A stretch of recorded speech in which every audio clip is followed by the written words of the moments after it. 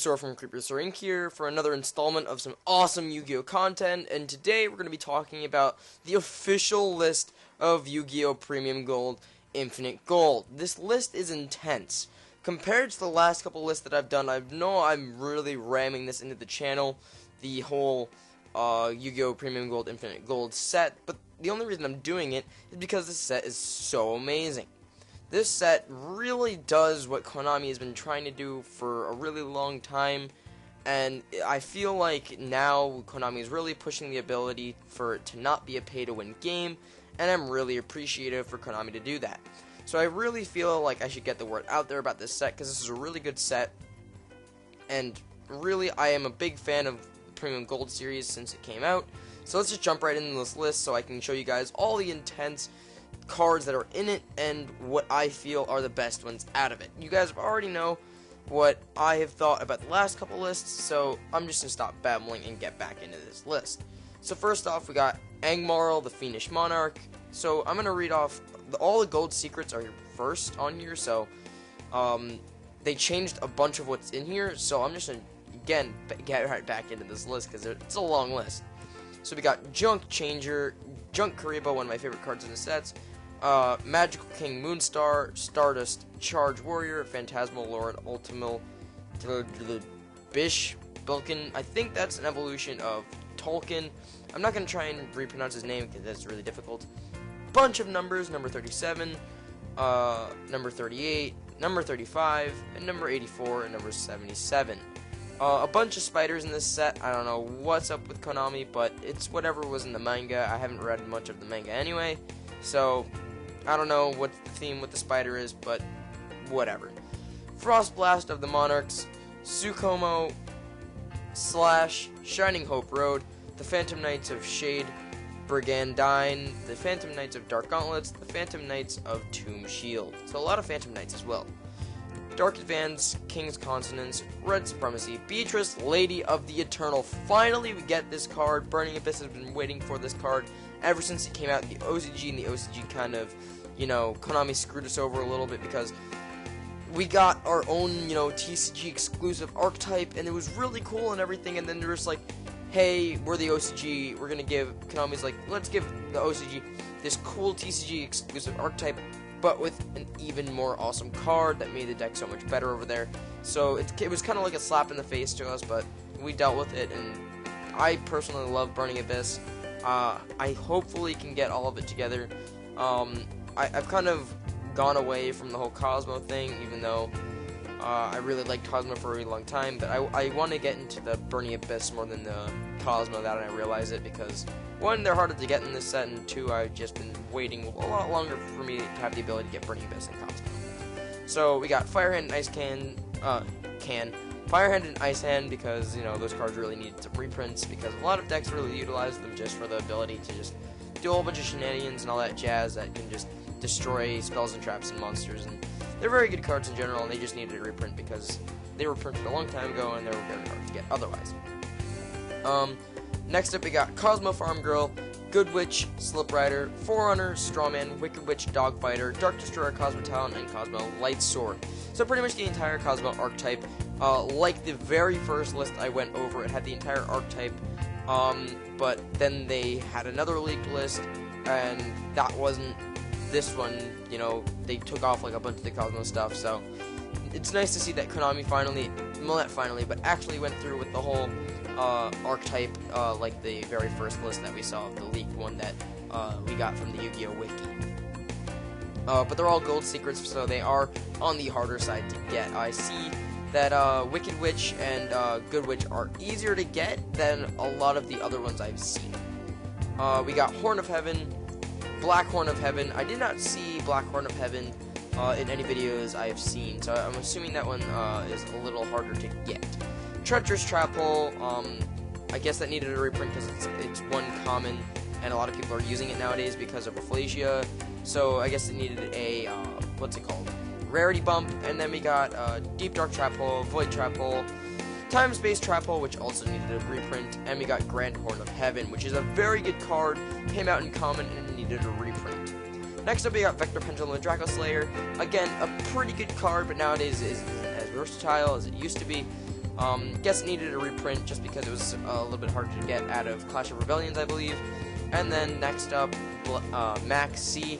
This card really needed a reprint because this format and most formats nowadays are all about special summoning. And for all those decks and for all those players that can't really have access to Maxi and all of its other rarities, this is very, very good because from Vector Pendulum down, it's all the gold rares, so they're pretty much the commons of the set.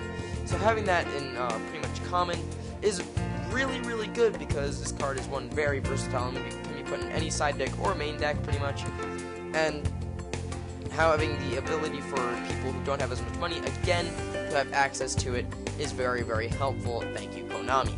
Next up, we got pretty much the entire Burning Abyss archetype, which I'm very happy about. My friend is going to, to be in specific, there's one of my friends on Skype, you guys don't get to see that. One of my friends, aka YugiBot, is totally going to be helping me out build this deck. I asked him if he gets anything Burning Abyss related, totally hit me up with them, so I'm really excited. So let's just read off what they got here. So that's Skarm, Graf, Seer, Rubik, Alec, Calcab, Farfa, Levick, Kagna, and all the other Xyz should be in here as well. So we got Ghost Ogre, which isn't part of the Burning Abyss archetype, but is a necessary reprint. This card was very, very, very hyped when it first came out, and it still is.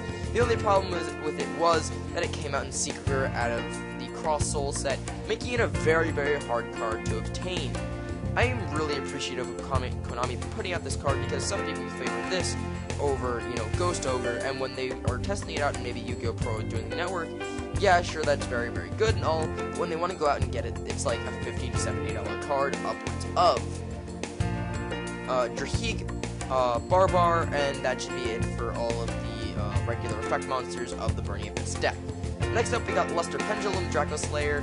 I don't know how much it needed a reprint as of now because it's super rare, but also it got hit in the Justice list, so I don't really know if it needed a reprint. But for those players who are trying to build, maybe they're trying to build Draco Pals or whatever, I guess it was kind of necessary, but I don't think that Draco Pals is going to last very long, saying that future lists are going to, get out of hand. I don't really know, because it seems like they're pushing out all these decks, but they might get hit because of how hard they're pushing them, and so many players are still playing them. But I really hope they don't do that. But Luster Pendulum, I didn't really think that it needed a reprint, but, Konami's going to do some crazy things every once in a while, and maybe someone else might think this is a really good reprint. We got Archfiend-Eccentric, a very, very good reprint because, again, this came out in Clash of Rebellions as a secret rare, so it made it very hard for people to obtain, or to obtain it at all. Luckily, I was able to get one when I was playing Pepe pre-Bosch, when I was on eBay, and a guy was nice enough to throw it in with my eBay purchase.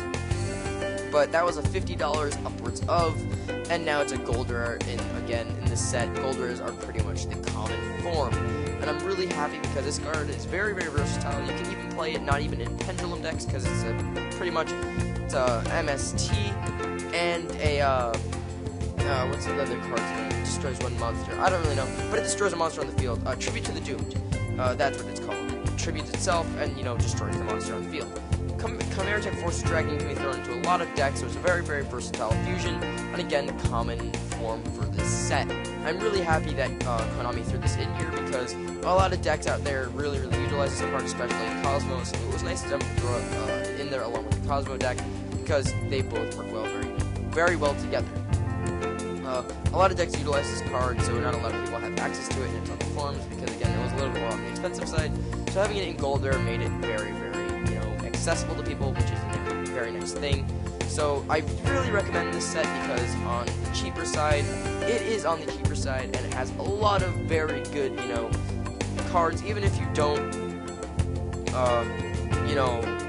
actually use that card. A lot of these cards are, either versatile, or you get a money card that you're never going to use, and you can just sell it away, because even if these cards are reprinted, a lot of them are even, Beatrice is a new printed card, so you can go sell that if you don't really want it or whatever. So this card, this set is amazing. It has a lot of really, really amazing cards if you either want them or not, because you can either sell them off or give, the ones that you don't want, so like a friend or something for a hefty price, if they're trying to, build Burning Abyss, because you get a Burning Abyss card out of every pack, which is the trend. You get one at the end, or, you get Beatrice and another one at the end, or Dante, or whatever. So So let me just get back into this list. I'm rambling on because I'm getting really excited because I'm reading off this list for like the 18th time, and I can't believe that Konami actually did this. Dante, Pokemon the Burning Abyss. You'll understand why this got reprinted if you're really interested in fact. Black Rose Dragon, good reprint for those people who still like their synchros. Personally, I still like the synchros, and that's just a very, very good card. Arcanite Magician, very good synchro. Virgil, again, Burning Abyss Arcade is in here. Ignition Prominence, Blasting Draco Slayer, a very good reprint, although I think it might get hit on the next ban list. I think I might have said that in my OCG ban list discussion. If I didn't, I probably meant to say that. It's either going to go down 2-2, or it's not going to get hit at all. I don't really know what's going on there, but again, this format is very, very weird, so sometimes I might change my outlook on things very quickly. It changes a lot for me. We got number 11, Big Eye, Dvorak, very good card, very good reprint because this was a prize card and no one can get their hands on it. So having prize cards printed in here was awesome. Gusto Emerald, really good reprint because it's a very good generic rank 4. You can just throw it to any deck that makes 4s to recycle things that you need in your graveyard back to your deck. Constellar Pleiades, very good rank 5 if you can make it. If you're playing Cosmo, you can make it quite easily, so again, a very good reprint. Gaga Cowboy, if you want to go Cowboy for game.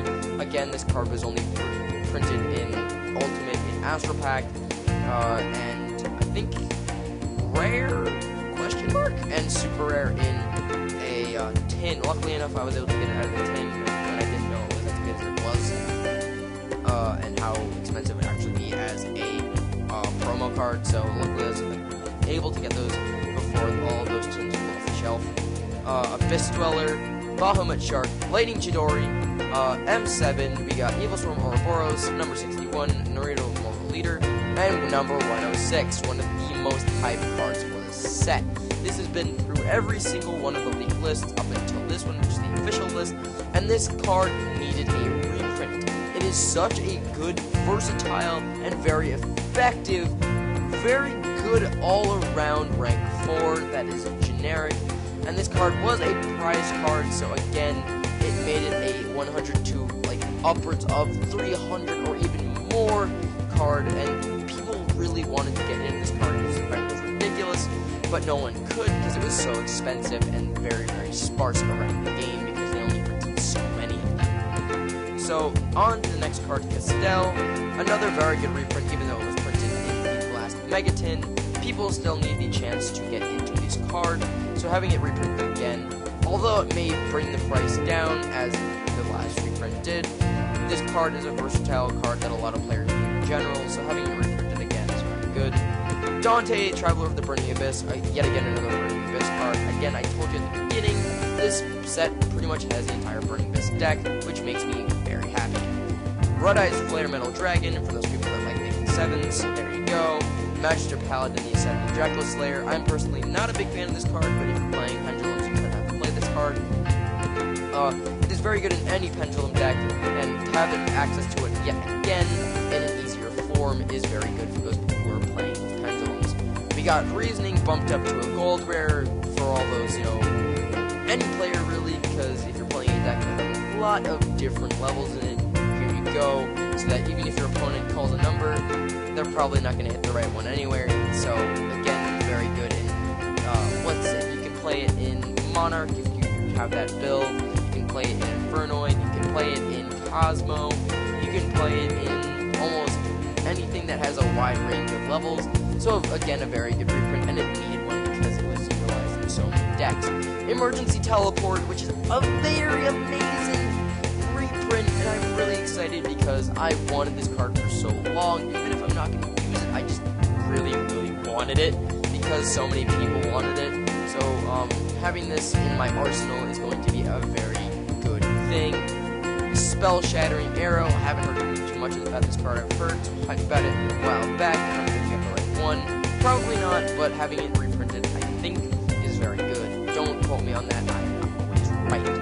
We got Mask Change, Shared Ride, and for me personally, one of my favorite cards of all time, and now since I'm playing Monarch, this is even better because this card is common. The Monarch Stormforth. I'm almost positive that every other player in this game is excited about this reprint. This card was in common so many times in every single one of its iterations and reprints that now it's finally in a higher rarity as a gold rare. Even if it's not gold secret, this card is now going to look beautiful in my deck. This card has been used in Batteryman, and it has been used in my Monarchs and plenty of other decks that I cannot name right now off the top of my head. But yes, this card is an amazing reprint. Mass Change the second, I really don't know why they put Mass Change and Mass Change the second in here. Maybe for those people who are playing the new Destiny Hero, Masked Hero thing that's going around, for those people, but I don't really understand why it's in here. Galaxy Cyclone, an amazing reprint. I'm just getting super hyped. This entire set is amazing. You cannot go wrong spending your money on it. So again, Galaxy Cyclone was a $30 spell card that was again printed in secret rare, making it again very hard to get out of the crossover set. So having this card reprinted is amazing. We got Terminus of the Burning Abyss, Mistaken Arrest, Draco Face Off, Remove Brainwashing, Dark Mirror Force, Radiant Mirror Force, Fairy Wind, Break the Skill, Mistake the Traveler, and the Burning Abyss, Fire Wind, the Burning Abyss, Stormy Mirror Force, and Blazing Mirror Force. Again, I am very happy. I said that twice. Again, I am very happy that Terminus of the Burning Abyss, Traveler of the Burning Abyss, and Firelight of the Burning Abyss were all printed here alone. Fairy Wind, Break the Skill, and Mistake, because those cards were, this was printed common, this was printed common, and this needed a bump, and Break Your Skill needed, for those players that still play it, maybe another reprint so that they have a nice pretty one instead of having the ultimate rare, or playing that common Mistake needed a reprint because it was secret rare, it can get harder to get, but I don't know how effective it is in this format. But Traveler in the Burning Abyss and Fire Lake, I am very happy that it's in here because I'm playing Burning Abyss. So if I really want to play those cards, I can, but I don't know if I'm going to be playing Fire Lake. But I know the Traveler and the Burning Abyss I'm probably going to be playing. And then you just get a whole bunch of mirror forces. Draco Face Off, one of the better reprints in here for those people that are playing Pendulums, because the Pendulum deck really utilizes this card, and having it in a higher pretty rarity is fantastic. I know this video is a bit longer. The only reason is because this list was a lot longer, and I wanted to get more into a discussion about each card that was very good, and I know this video is running for about 17 to 19 minutes depending when I stop, but I'm just super excited about this set, and I hope you guys are too. Tell me guys what you guys think in the comment section below about this set, and what your favorite card is out of it, because I really want to hear you guys' feedback. I want to hear what you guys are thinking. Anyway guys, tell me what you think in the comment section down below. Also, don't forget to hit that like button as hard as you can, and subscribe to the channel for more Yu-Gi-Oh! Content. And as always, hope you enjoyed.